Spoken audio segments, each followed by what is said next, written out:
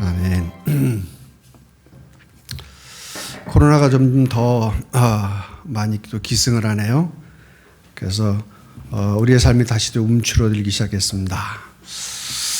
이럴 때서 우리가 더 하나님을 의지하면서 새 힘을 얻어야 될 때인 줄 믿습니다.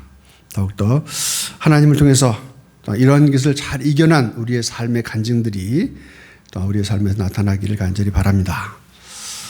오늘 읽은 골로새 1장 9절부터 12절의 말씀은 사도 바울의 기도의 내용입니다. 우리는 바울이 골로새 교회에 대한 감사 기도를 드리는 것을 지난 시간에 살펴보았습니다.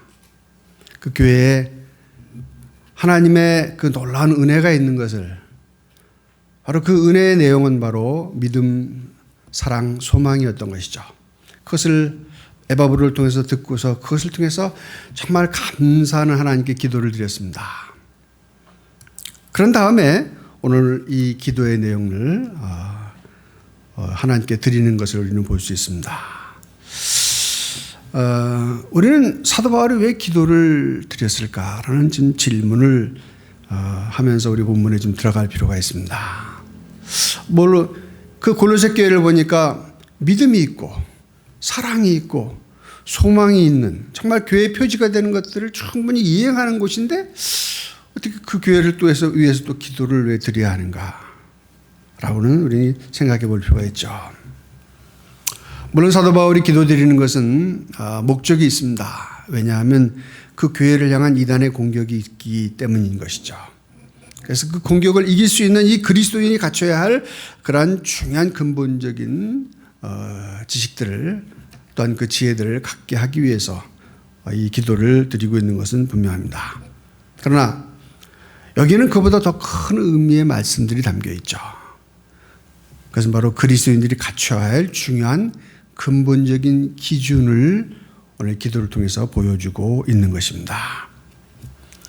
그래서 우리 기도의 내용은 물론 다른 사람들을 위해서 기도하는 기도의 내용일 뿐만 아니라 이 기도를 통해서 우리 자신이 정말 바른 그리스도인의 모습을 갖추고 있느냐 아니냐를 좀 확인할 수 있는 아주 귀한 하나님의 말씀인 것이죠. 우리 신앙이 이 올바른 것인지 아닌지 점검할 수 있는 중요한 기준이 오늘 이 말씀 속에 있습니다. 그래서 우리는 이 말씀을 하나하나 살펴보면서 과연 나는 이 말씀대로 나의 신앙생활을 유지하고 있는가, 또한 내가 기도하는 사람들이 바로 그러한 신앙생활을 하고 있는가라는 생각을 하면서 또한 기도의 내용을 우리가 또 이 바울의 기도에 맞춰야 될 줄 믿습니다. 이 바울이 오늘 9절과 9절부터 12절까지의 말씀을 통해서 드린 기도는 크게 두 가지입니다. 근데 그 두 가지 기도는 사실 하나이라고 볼 수 있습니다. 왜냐하면 첫째 기도는 하나님의 뜻을 아는 것이고, 둘째는 그 안 것을 행하여서 하나님을 기쁘시게 하는 것이기 때문입니다. 그리고 이어지는 네 가지 분사, 즉 꾸며지는 동사 역할을 하는 분사죠. 그 분사들을 통해서 하나님을 기쁘시게 하는 것이 무엇인지 보여주고 있습니다. 즉 하나님을 기쁘시게 하는 것이 이와 같은 것이다 하고 네 가지를 보여줘요. 먼저는 하나님 뜻을 아는 것과 그 안 것을 실천함을 통해서 하나님을 기쁘시게 하는 것이 가장 중요한 기도이고, 또 우리가 가져야 할 근본적인 기도의 자세, 또 우리의 삶의 자세인 것이죠. 우리는 먼저 첫 번째 기도를 좀 살펴볼 필요가 있습니다. 바울은 다음과 같이 기도의 내용을 이야기하고 있습니다. 너희로 하여금 모든 신령한 지혜와 총명의 하나님의 뜻을 아는 것으로 채우게 하시고 했습니다. 즉 가장 우선되고 중요한 것은 하나님의 뜻을 아는 것이라고 합니다. 하나님의 뜻. 이 하나님의 뜻은 우리 모든 그리스도인들이 가장 중요한 삶의 기준입니다. 왜냐하면 하나님은 창조주이시기 때문에 피조물인 우리 모두에게 그분의 뜻대로 살아야 할 것을 명할 수 있으며, 특히 우리 그리스도인들은 하나님의 은혜로 구원받은 자들이기에 훨씬 당연하게 하나님의 뜻을 전심으로 따라야 하기 때문입니다. 마치 종이 주인의 뜻을 늘 살펴야 하듯이 당연히 우리는 그렇게 해야 합니다. 여러분, 예수 그리스도를 믿는다는 것은 바로 우리의 삶의 태도의 변화예요. 우리 생각의 변화, 우리 가치관의 변화가 되는 거죠. 예수님 믿지 않는 사람들이 자기 맘대로 사는 거, 그건 어쩔 수 없는 거예요. 그럼 우리가 예수님을 믿었다 하면은 우리 이제 우리 맘대로 사는 자들이 아니라 우리를 구원해 주신, 또한 이 모든 만물을 만드신 바로 그 하나님의 뜻을 따라서 살아야만 합니다. 만약에 이런 태도가 되어 있지 않다면 우리는 그리스도인이 아니에요. 세상 사람과 별 다를 바 없는 모습입니다. 이건 아주 기본적이고 가장 중요한 것이에요. 우리는 우리 뜻대로 사는 자들이 아니라 하나님의 뜻대로 사는 자들인 거죠. 그렇다면 우리는 어떻게 하나님의 뜻을 알 수 있는가? 라는 우리 다음의 질문이 우리가 생각해 볼 수 있는 것이죠. 근데 그 질문에 대한 답이 오늘 말씀에 있습니다. 너희로 하여금 모든 신령한 지혜와 총명의 하나님의 뜻을 대. 그 지혜와 총명을 통하여 하나님의 뜻을 안다라고 했습니다.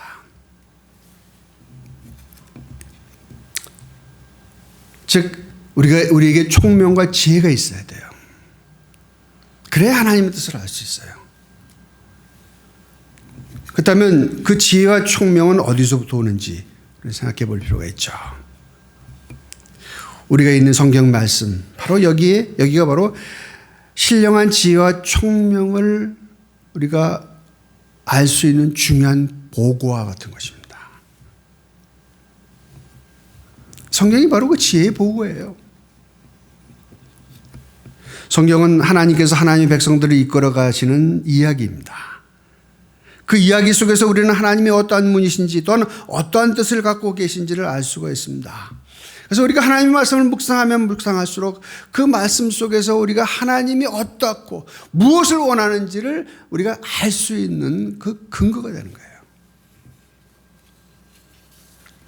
우리는 이런 성경 말씀을 통해서 또한 그 하나님을 아는, 하나님의 뜻을 아는 지혜를 알 뿐만 아니라 또한 그것을 통해서 우리들에게 분별력과 판단력, 이것이 총명이거든요.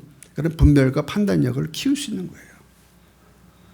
성경을 많이 묵상하고 그 말씀 속에 있는 것을 깊이 이해하게 되면 이것이 옳은 길이고 이것이 틀린 것인 것을 우리가 감으로 알게 돼요. 더 깊이 알면 알수록 우리는 그 하나님의 뜻이 무엇인지를 더 깊이 알 수가 있는 것이죠. 그래서 우리는 성경을 묵상해야 됩니다. 성경을 읽어야 돼요. 그래야 우리는 하나님의 뜻을 알 수 있고 그 하나님의 뜻을 아는 것이 바로 지혜이고 총명인 것이에요. 근데 오늘 여기에 그 지혜와 총명 앞에 단어 하나가 붙어 있습니다. 그것이 뭐냐면 신령한이란 단어가 붙어 있습니다. 사도 바울이 괜히 그 말을 썼을까요? 이 신령한이라는 뜻이 무엇입니까?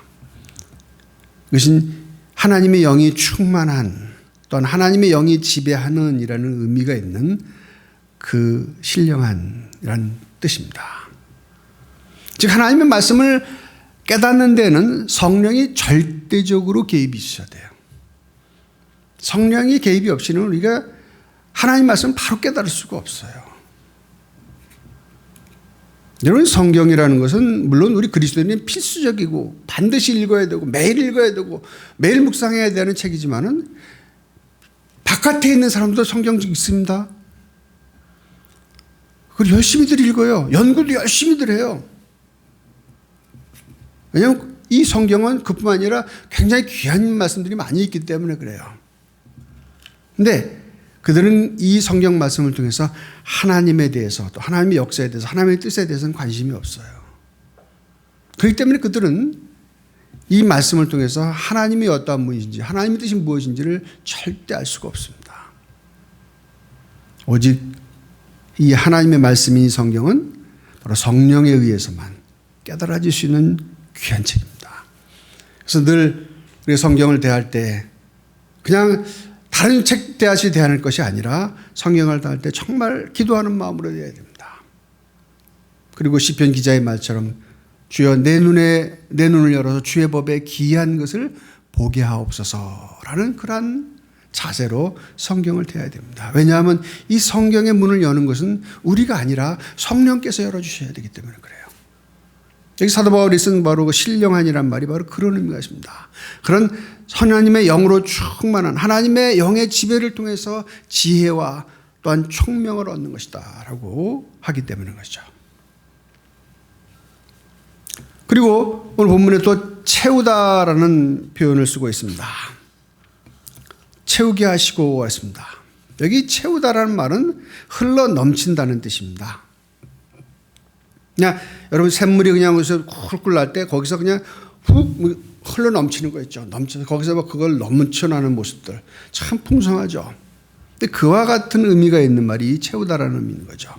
즉 하나님의 뜻을 아는 그 지혜, 그런 총명이 삶을 통해서 막 드러나는 거야. 그런 거죠. 즉 골로새 교인들이 그렇게 하나님의 뜻을 아는 바로 그런 것들이 삶으로 풍성하게 드러나가지고 삶 전체에 적셔서 흘러갈 수 있는 바로 그런 의미가 있는 이 표현법입니다.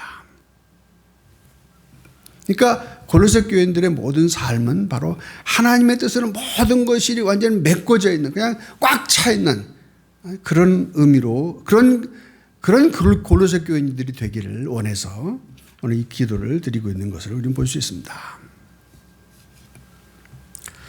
바울의 두 번째 기도는 하나님을 기쁘시게 하는 자가 되는 것이라고 표현합니다. 10절에 보게 되면 주께 합당하게 행하여 범사에 기쁘시게 하고 했습니다. 하나님의 뜻을 안다면 당연히 그에 따른 행동이 나타나야 하는 거죠. 올바른 지식은 올바른 행동을 목표로 하기 때문입니다. 행함이 없는 믿음은 바로 그 자체가 죽은 것과 같은 것이죠. 하나님을 바로 안다면, 하나님의 뜻을 안다면 당연히 그것은 나의 삶으로 실천이 되어야 되는 거죠. 당연히 나타나야 되는 거예요. 나타나야 되는 것이 당연한 겁니다. 머리로는 다 알고 있는데 행동은 안 나타난다. 이것처럼 잘못되어 있는 모습이 어디 있겠어요?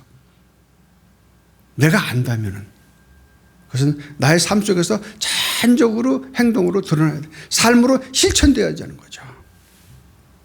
바로 그렇게 삶으로 실천되어지는 것이 바로 오늘 말씀대로 주께 합당하게 행하여 그랬습니다. 그렇게 될 때 자연스럽게 그것은 하나님을 기쁘시게 하는 것이라는 거예요. 우리 삶의 목표는 사실 하나님을 기쁘시게 하는 것이 최종 목표예요. 그렇잖아요? 창조주 하나님께서 왜 우리를 만드셨어요? 당신을 위해서 만드신 거 아니에요? 어떤 만들어진 존재는 당연히 만드신 그분을 기쁘게 하는 것이 당연한 것이죠. 그래야지 당연한 거 아니겠어요? 토기장이 토기를 만드는데 왜 아무 뜻 없이 만들겠어요? 어떤 목적을 가지고 늘 만들잖아요. 큰 그릇, 작은 그릇, 이쁜 그릇, 약간 못났지만 그래도 쓸만한 그릇 이렇게 만들면서 그 목적에 따라서 만들 때마다 그 목적이 이루어지게 되면 뭘 그릇을 담는다. 아름다운 어떤 그 뭐를 보호하는 그릇이 된다 한다면 그것이 담겨질 때 그것이 아름다워지는 거죠. 목적대로 이루어지니까요. 당연히 하나님께서 우리는 뜻없이 우리를 만드신 것이 아니라 우리에 대한 목적이 있었던 거예요. 우리가 그 목적을 그대로 이행하게 될 때 하나님께서는 굉장히 기뻐하시는 거죠. 근데 여기서 한 단어를 좀 주의 깊게 봐야 되겠니? 범사에라고 표현하는데 영어로는 in every way라고 합니다. 모든 곳에서 모든 방법으로 그냥 삶 전체가 다 나의 삶 전체가 하나님을 기쁘시게 하는 것이에요. 나의 행동하는 것 단지 예배 드리는 것만 우리가 하나님을 기뻐하게 하는 것이라 나의 삶 자체도 그것이 하나님이 기뻐하는 삶이 되어야 되는 거죠. 내가 일할 때도 어떤 힘들게 어떤 과정을 겪을 때도 또 어떤 기뻐서 하나님께 기뻐하고 사람들에게 막 기쁨을 표현할 때도 다 그 모든 것들이 다 하나님을 기쁘시게 하는 것이 되는 거죠.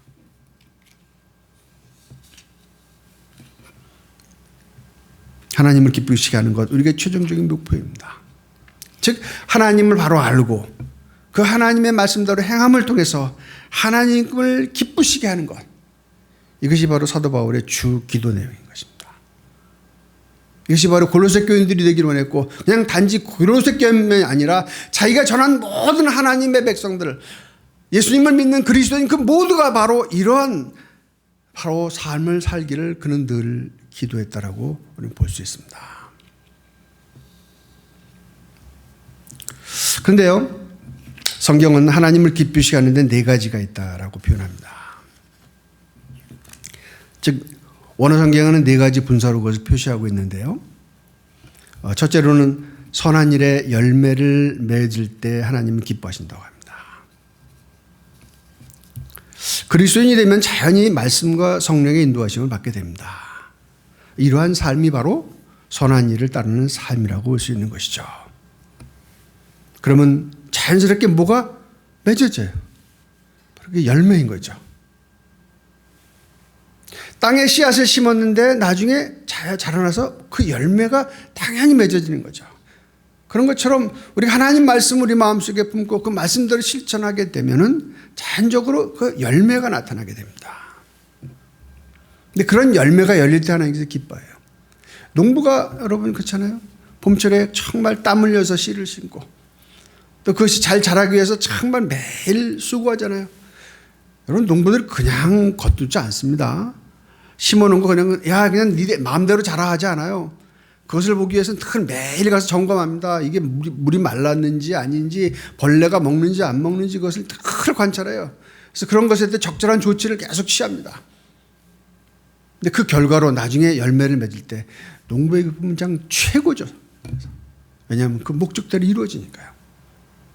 바로 그와 같이 하나님께서는 우리가 하나님 말씀대로 순종하게 될 때 나타나는 그 열매를 통해서 바로 하나님은 기뻐하십니다. 바로 갈라디아에서 나오는 성령의 열매와 같은 것이죠. 그러나 9가지 열매들을 우리가 열리게 될 때 하나님께서 먼저 기뻐하시는 거예요. 근데 구체적으로 그럼 우리가 어떻게 하면 그런 것들이 열매를 맺을 수 있는가 하는 이해를 우리는 하나님의 우리 주님의 말씀을 통해서 확인해 볼 필요가 있습니다. 요한복음 15장 4절부터 실제로 예수님께서 다음과 같이 말씀하십니다. 내 안에 거하라. 나도 너희 안에 거하리라. 가지가 포도나무에 붙어있지 아니하면 스스로 열매를 맺을 수 없음 같이 너희도 내 안에 있지 아니하면 그러하리라. 나는 포도나무에 너희는 가지라. 그가 내 안에 내가 그 안에 거하면 사람이 열매를 많이 맺나니 나를 떠나서는 너희가 아무것도 할 수 없음이라. 사람이 내 안에 거하지 아니하면 가지처럼 밖에 버려져 마르나니 사람들이 그것을 모아다가 불에 던져 사르느니라.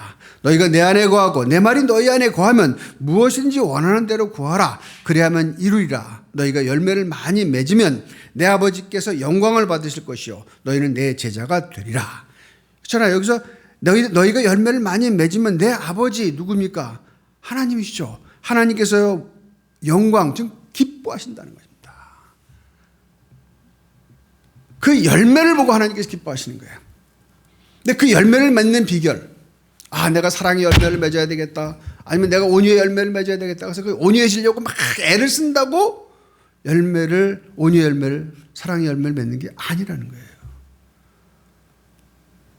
정말 좋죠.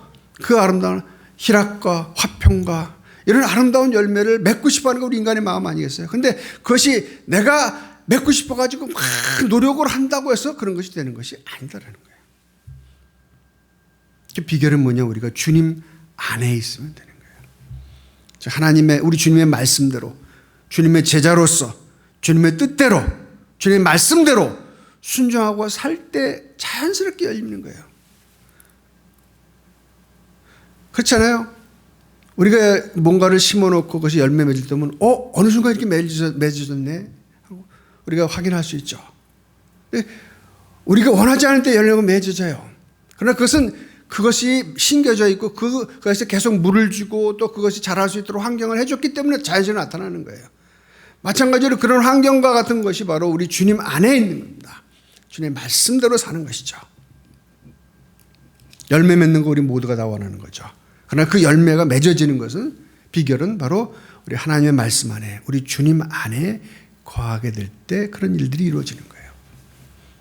하나님의 말씀들 우리가 늘 읽고 묵상하고 그 말씀들을 지키길 힘쓰고 지키기 힘들 때는 하나님의 도우심을 받고 하면서 하나님의 말씀 안에 거하게 될 때 자연스럽게 우리의 삶에서는 그런 하나님께서 원하시는 아름다운 열매가 맺어지는 겁니다. 온유해지고 겸손해지고 사랑이 넘치고 남을 위해서 희생할 줄 알고 자기보다 남을 더 낫게 여기고 내 것은 좀 더 숨기고 다른 것들 자꾸 더 위에 그런 아름다움, 우리 주님께서 가신 바로 그 길을 가게 되는 거죠. 그럴 때 하나님께서 기뻐하신다는 거예요. 두 번째로 하나님을 아는 것이 성장할 때 하나님은 기뻐하신다고 합니다. 여러분, 하나님을 안다는 것은 사실 근본적으로 불가능한 일이에요. 왜 그렇습니까? 왜 하나님을 아는 것을 알 수 있어요? 불가능한 일입니까? 여러분 개미들에게 많이 다니잖아요. 그 개미들한테 한번 물어보세요. 개미한테 너 나 아니? 개들이 알아요 우리를? 몰라요. 여러분, 이 피조물 사이에도 이렇게 차이가 지는데 우리는 개미 알잖아요. 행동을 어떻게 하고 무엇을 원하고 어떤 방향으로 가고 이런 거 다 알잖아요. 이렇게 피조물 사이에도 이렇게 차이가 있는데 창조주와 피조물 우리 사이를 안다고요? 피조물이요? 감히? No. 그건 불가능한 일이에요. 태생 자체가 우리가 하나님을 알 수 있는 존재들이 아닙니다. 더군다나 우리들은 하나님께 거역한 죄인들이잖아요. 더 모르는 거죠. 왜 세상 사람들이 이렇게 깜깜하게 하나님을 모르느냐? 당연한 거죠. 하나님 죄인이기 때문에 더 모르는 거예요. 근데 하나님의 은혜로 우리가 구원을 받았습니다.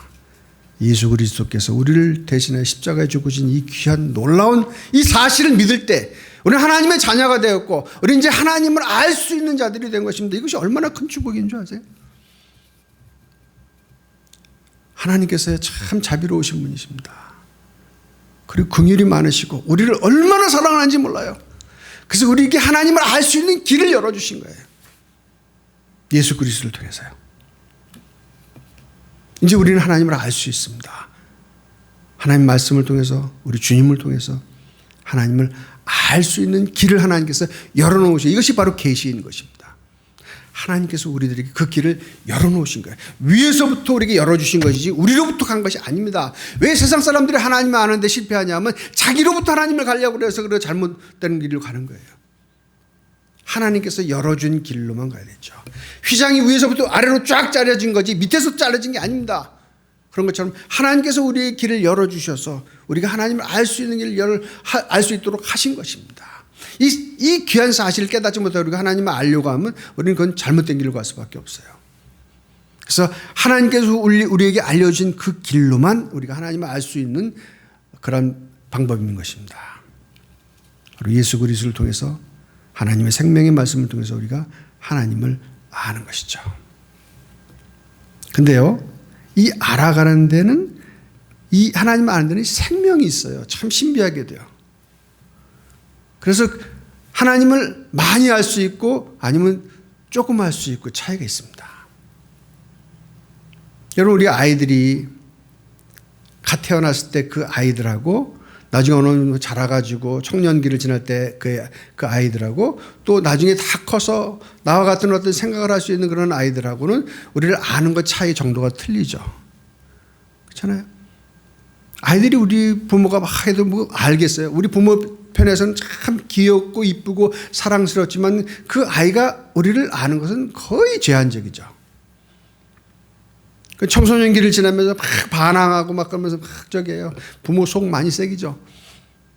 그때 부모의 마음이 어떻습니까? 저놈이 나를 아는가? 모르잖아요. 그래서 뭔가 자기 딴에는 안다라고 저기 하고 막 그래요. 하지만 잘 모르는 거죠.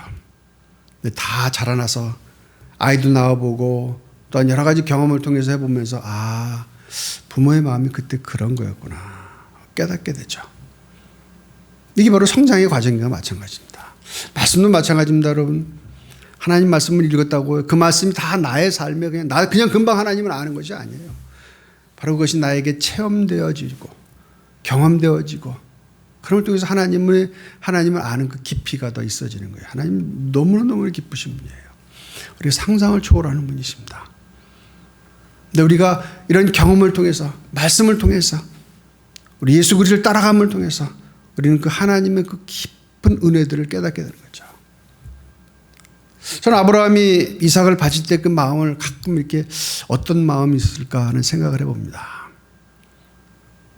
그가 새벽에 일어나가지고 바치라는 그 모리아 산으로 자기 아들을 데리고 가면서 그의 생각은 어떤 생각이었을까?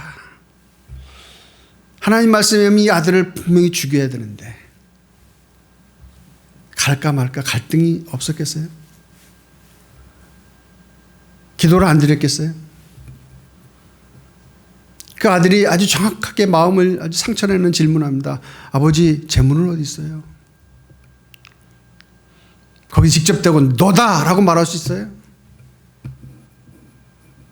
거기 하나님이 준비하신다는 말 속에 그 담겨진 그 고뇌의 소리 여러분 마음을 알 수 있겠어요? 여러분 그런 경험을 한 아브라함이 하나님의 마음을 얼마나 깊이 알았겠습니까? 바로 그를 믿음의 주장으로 세운 중요한 이유가 바로 거기에 있지 않아요? 우리 하나님을 알아가는 것은 다 깊이 알아가야 됩니다. 그러기 위해서 우리가 점점 더 우리의 삶 속에서 아픔과 고통과 어려움들을 다 통해서 그분을 알아가는 그런 은혜를 체험해야 됩니다. 아, 왜 나에게 이런 고통과 왜 나에게 어려움이 있느냐라만 보는 것이 아니라 그걸 통해서 하나님의 마음이 어떤 분인지를 우리가 알아가면서 우리가 영적으로 자라가야 되는 것이죠. 내가 아파한다고 원망만 하고 내가 고통스럽다고 하나님께서 왜 그러냐고 하면 잘하질 않아요. 영적으로요. 그것을 마음에 깊이 심고 하나님의 마음을 이해하려고 힘들 때, 힘쓸 때 우리 거기서 우리가 조금씩 우리는 하나님을 더 알아가는 그런 놀라운 은혜가 있는 것이죠. 깊이 알아가야 됩니다. 우리의 삶을 통해서요. 하나님을 더 알아가야 돼요. 내가 오늘보다는 내일, 내일보다는 그 다음 날, 과거보다는 지금, 그것이 더 하나님을 더 깊이 알아가는 자들이죠. 그렇게 점점 하나님을 알아갈 때 하나님께서 참 기뻐하십니다 라고 오늘 표현하고 있는 것입니다. 세 번째로 하나님께서는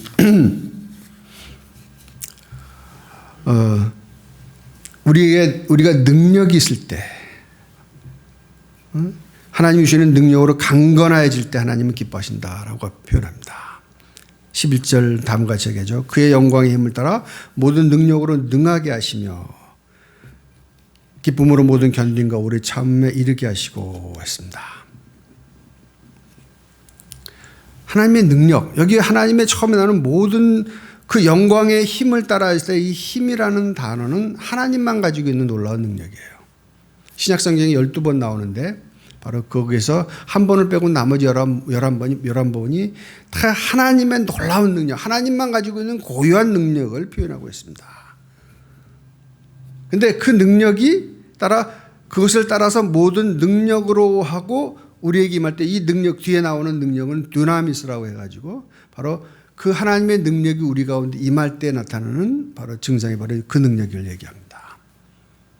즉 하나님의 능력이 우리에게 적용이 될 때 바로 그것이 두나미스라는 강력한 능력이 되죠. 그것도 그 능력으로 나타나서 우리로 하여금 능하게 한다, 능력 있는 자가 되게 한다라고 표현하고 있습니다.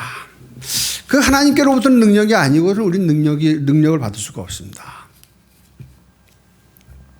그래서 강건한 능력 있는 사람이 될 때 하나님은 기뻐하신다 그래요. 그런데요, 그렇게 하나님의 능력이 강건하고 능력 있는 사람이 되면 자연스럽게 기적을 행하고 뭔가 하면 뭐가 이루어지고 뭐 그런 것으로 생각하면은 오산입니다. 여기 뒤에 나오는 말씀들을 한번 보십시오. 그 기쁨으로. 근데 능하게 하시며 기쁨으로 모든 견딘과 오래 참음에 이르게 하시고 했습니다.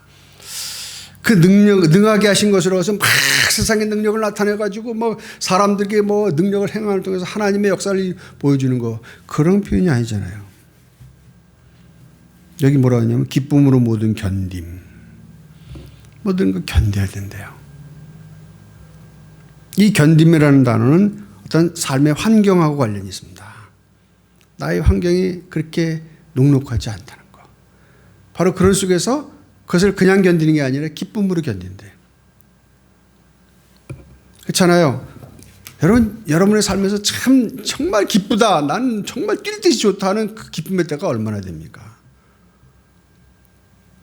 대부분 우리는 참 힘든 일들을 해야 되고 또 여러 가지 환경적으로 어려운 일들. 지금도 우리 코로나 때문에 많이 어렵잖아요. 이 코로나 때문에 통해서 오는 그 우리 고통이 있잖아요. 근데 이런 환경이 우리로 하여금 참 녹록하지가 않아요. 쉽지가 않습니다. 우리가 그렇게 살아가야 돼요. 이 죄인이기 때문에 가는 길입니다. 당연히. 그런데 이런 길을 갈 때 그냥 가는 것이 아니라 기쁨으로 가래요. 왜? 그럼에도 불구하고 하나님의 은혜가 있기 때문에 하는 거죠. 두 번째 오래 참음은 이 사람과의 관계의 문제가 있습니다. 관계. 인간관계죠. 사람들이 관계가 늘 기뻤으면 좋겠어요. 모든 사람들이 다 만나면 더 만나길 좋아하고 더 사귀면 사귈수록 좋아지는 그런 관계가 되었으면 좋겠는데 그렇지가 않아요. 그렇잖아요. 지금 까실까실한 사람들 우리가 자주 만나게 되죠. 우리의 삶 속에서. 우리 일터 속에서. 만나는 사람 속에서. 그런 까실까실한 사람을 만나면서 우리가 참 힘든 시간들을 갖죠. 그러니까 까실까실한 사람들의 특징이 뭐냐면 자기중심적이에요. 자기만을 위해서 하는 사람들. 아주 그것이 그냥 똘똘 뭉친 사람들이 참 대하기 힘들어요. 심지어 그것을 갖다가 또 하나님의 일이라고까지 하네요. 굉장히 어려워집니다. 그럼 우리는 우리 자신을 위해서 사는 존재가 아니잖아요. 주를 위해서 사는 존재들이고 주를 위해서 산다는 것은 당연히 하나님의 백성들을 서로 사랑하는 관계죠. 서로를 위해서 양보하고 애껴주고 덮어주고 그런 관계가 되는 것이 자연적으로 이치인데 이 그렇지가 않은 경우들이 많아요. 자기들을 위해 살고 자기들을 위해 존재해야 된다는 이상한 어떤 개념을 가지고 모든 일을 대하는 사람들 참 힘듭니다. 근데 그런 사람들에 대해서 오래 참아주는 거. 참 힘든 일이지만 그것이 바로 강한 자입니다.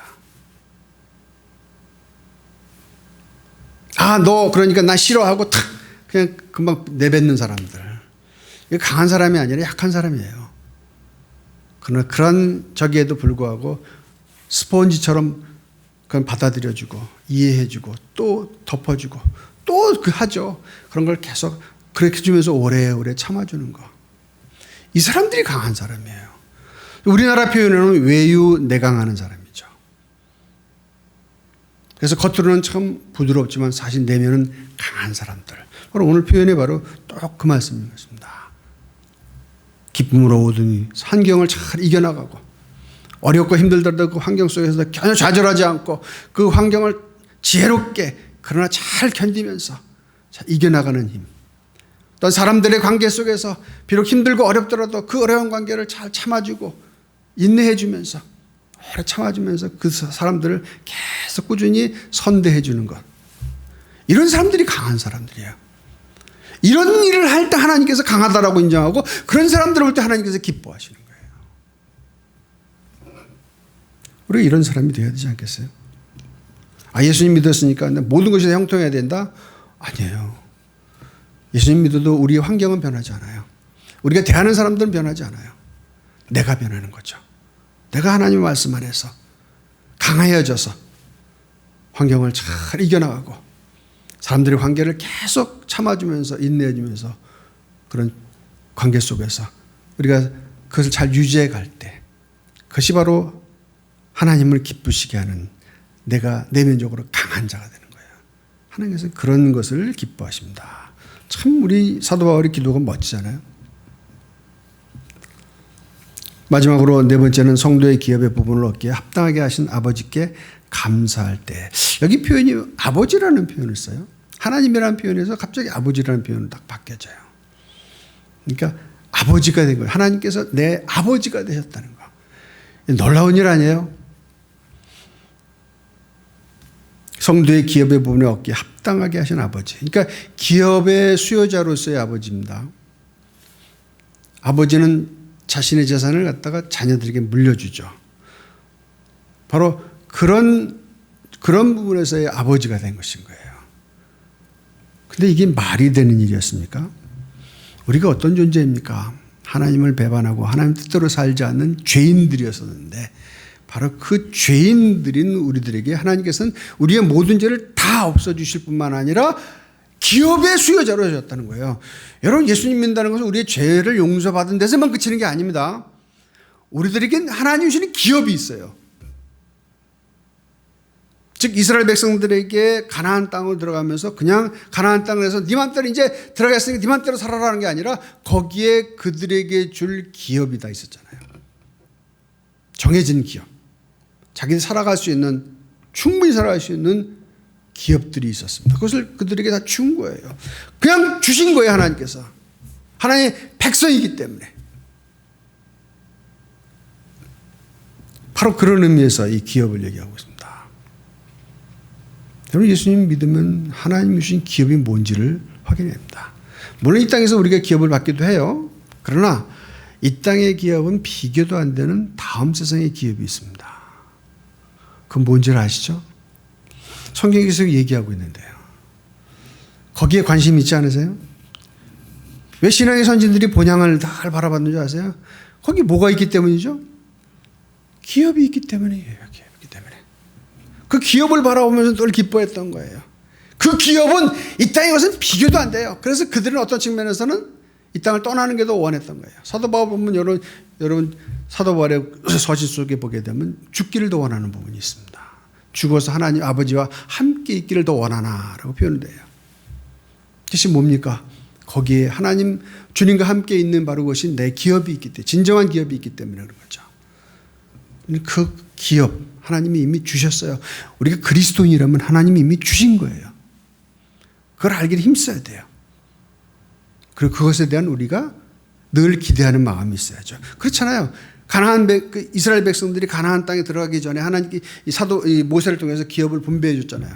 그때 그 기업을 분배해 줬을 때 그들의 마음속에 어떤 마음이 있겠어요? 그 땅에 들어가가지고 자기에게 있는 기업에 늘 관심이 있잖아요. 아, 거기 저기 그 에브라임이라고 해서 거기 우리의 기업이 있지. 내 기업이 바로 거기에 있지. 거기에 관심이 있잖아요. 그 땅. 다른 지역은 별 관심이 없어. 거기에 관심이 있는 거죠. 그렇죠. 우리의 진정한 기업은 어디에 있습니까? 하늘나라에 있고 그 하늘에 관심이 있는 거죠. 그러면서 표현에 아버지라는 표현을 쓰고 있습니다. 아버지께. 근데 당연히 그런 주시는 그 하나님에서 우리는 어떤 태도를 취해야 됩니까? 감사해야죠. 감사. 정말 여러분, 우리가 정말 신앙적으로 더 기뻐진다는 것은 감사가 더 넘치는 삶입니다. 감사가. 하나님에 대한 감사. 뭐 때문에요? 그분이 우리를 구원하시고 우리에게 기업을 주셨기 때문에 감사한 거죠.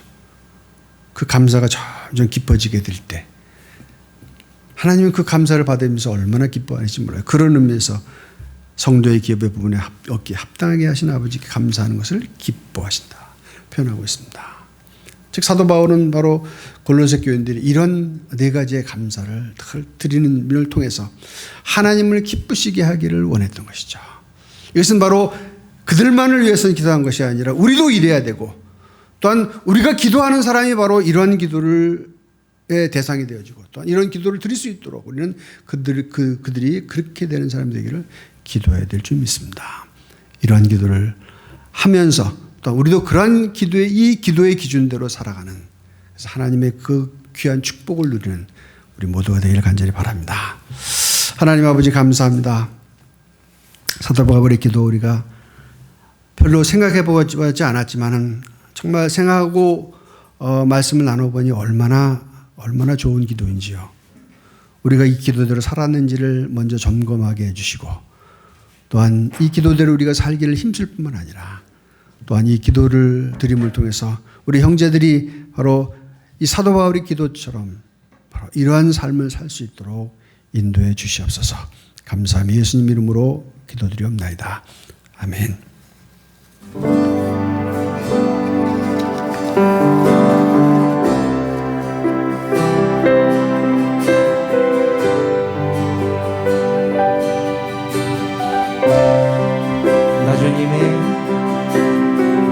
주님의 기쁨 되기 원하네. 내 마음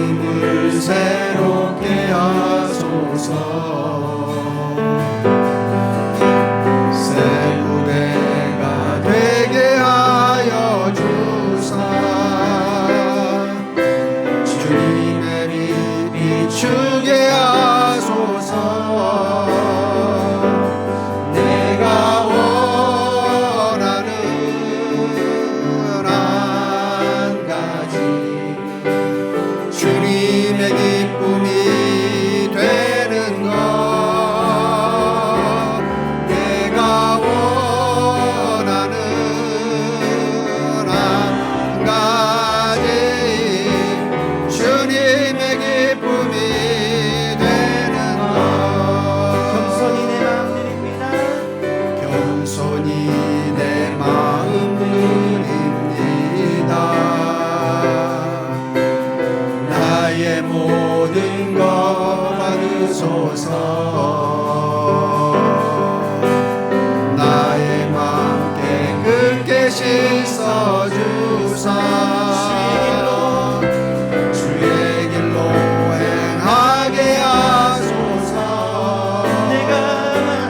내가 원하는 한 가지 주님의 기쁨이 되는 것.